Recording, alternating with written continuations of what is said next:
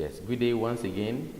We would be looking at the rationale behind the study of entrepreneur as actually a subject.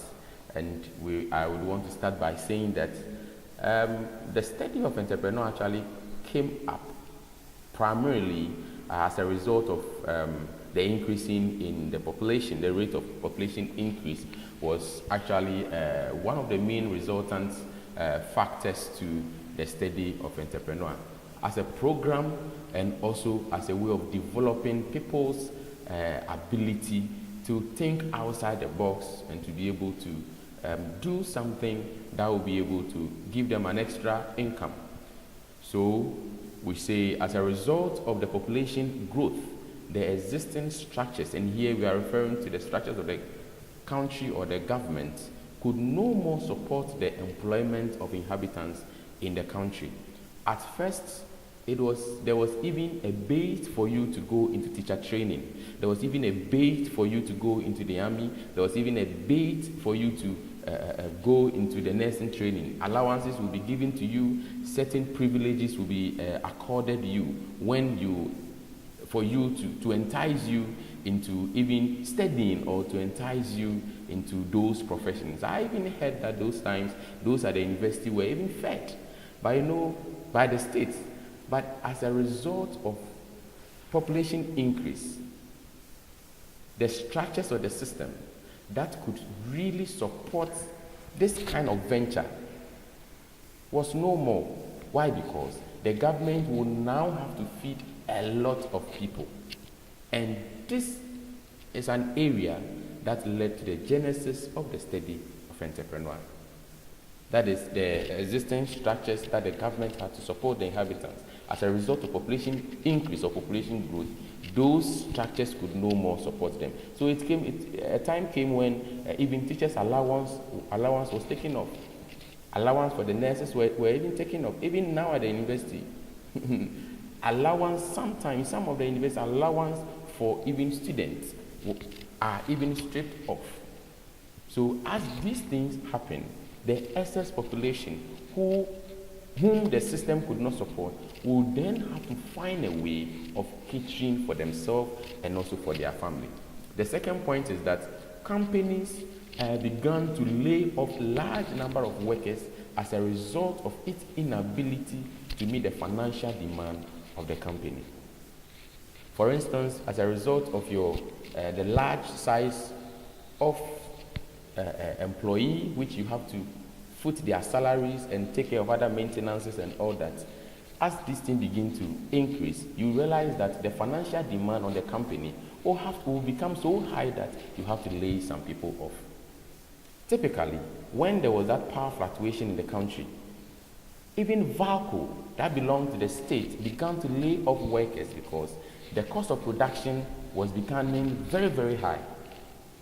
The third point is that other companies began to lay off workers as a result of the introduction of softwares and other technologies in place of human. Let us not get it twisted here. The reason why slave trade was really abolished was because of the influence or because of the influx of software. For instance, in those times, they could then invent a combined harvester that will be able to harvest maize or sugarcane within the shortest possible time on a very large plantation. Machine will not tell you I'm tired, machine will not tell you that I'm sick, machine will not tell you that I'm late to work. And as these inventions began to come up as a result of people's enlightenment, then they had to lay off workers on the field. Why? Because what 10 or 100 workers would do within 2 days, a single machine will be able to do same within 3 hours. So as a result of the introduction of softwares and other technologies, in place of human, people have to then develop other means of catering for themselves and the family, hence the study of entrepreneurship. And lastly, I want to add that as a result of the influx of information technology, People are now devising other creative skills to establish business. Currently, you don't need to own a shop or rent a space where you have to pay for taxes and other levies, or even pay for electricity and even pay for the rent. By the use of social media, we have Tonaton, we have OLX. All these things are platforms through which people are still making business without getting a physical location for their business. So these four factors actually led to the study of entrepreneur as a subject. Now let's come back home to Ghana. What has actually been the government effort in order to develop the entrepreneurial skills of Ghanaians? In the days of the previous government, we had what we call MASLOC. We also had the Skill Development Fund, and then we had the Youth Enterprise Support. These were all avenues that the government put in place to provide an enabling environment for the development of the human capital in Ghana. For instance, when we talk of the MASLO, that's the Medium Finance and Small Loan Center. This was actually an entity that the government set aside in order to support micro businesses, so that at least they would also be able to create more jobs and then be independent and also help to employ more people. As this style is not different from that of the Skills Development Fund as well as the Youth Enterprise Support. So the government actually, previous government actually placed in some few interventions to help the citizens to develop their entrepreneurial skills. Currently, with this government, I know there are other very good initiatives that the government has put in place. For instance, the 1D, 1F, that's one district, one factory. This implementation of this very policy means that we will need to get in more people to be able to bring in more jobs. More jobs are going to be instituted in the various districts. By so doing, other entrepreneurs could think beyond the box to also put in some support services that are going to be an arm to the factories and other centers that the government is going to put in place.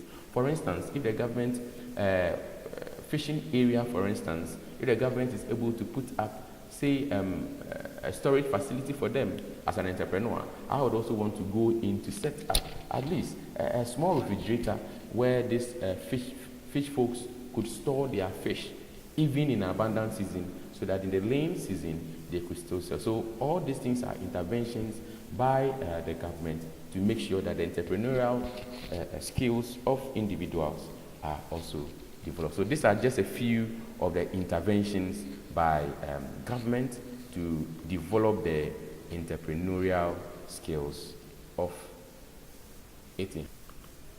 So having understood this, let's look at what actually is entrepreneur. Entrepreneur was derived from a French word, entreprendre, meaning to undertake any venture that is risky, as the outcome of the result is shrouded in a state of uncertainty. Entrepreneurs always take risk. Undertake any venture at all that is risky, as well as the outcome of that venture being uncertain. You don't know what is going to come or what is going to come out of the job you are doing. At first, we used to have space to space where from one location to another would take you about 100 miles, or let's say 100 meters. Currently, within every 2 footsteps, there is someone doing this kind of business. So there is uncertainty. People are going to come in to compete with you. But when you were starting, it was a risk. It was a risk that you took. Let's even look at the introduction of P in our news. Before the start of before Peace FM even came to existence, we had Joy FM and some few radio stations that were using English as a medium of spreading their news. When Peace FM was about starting the tree, people thought that it wouldn't survive. That is the risk he had to take. uncertainty. We did not even know if people were going to receive them for the medium that they are going to communicate to people.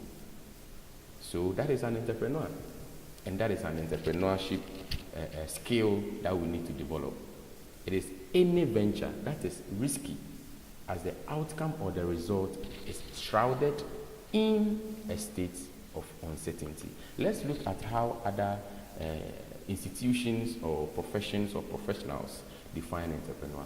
To a sociologist, entrepreneurship is the process of generating income from property and other personal assets. And this includes capital, labor, or land for productive purposes. Psychologists will say that entrepreneur actually is a situation where the entrepreneur can assert his control, that's his locus of control, with a sense of independence.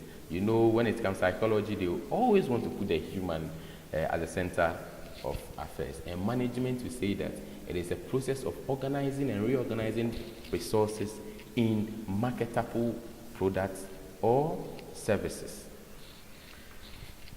How then will an entrepreneur define what entrepreneur is? We would say that it is an act of, first of all, identifying, exploring business opportunities in order to yield economic benefit. Or we would say that the one who undertakes to organize and manage resources and assumes the risk of a business to come out with goods and service. So this is how an entrepreneur would define the term entrepreneurship or entrepreneur. The act of identifying. You don't just identify, you explore business opportunities. And the attempt is for you to yield some economic benefits. With this understanding, we ask ourselves who an entrepreneur is, which is a further explanation to what I was already said, that a person who foresees a viable business opportunity, mobilizes resources to run the business, and constantly adds value through innovation to ensure the survival and growth of the business. You see, one thing that is a difference between an entrepreneur and a businessman or a businesswoman is that an entrepreneur always adds value to whatever item he or she is producing. An entrepreneur would always want to think about value addition. It could be an existing product, but then an entrepreneur will go further to add value to it.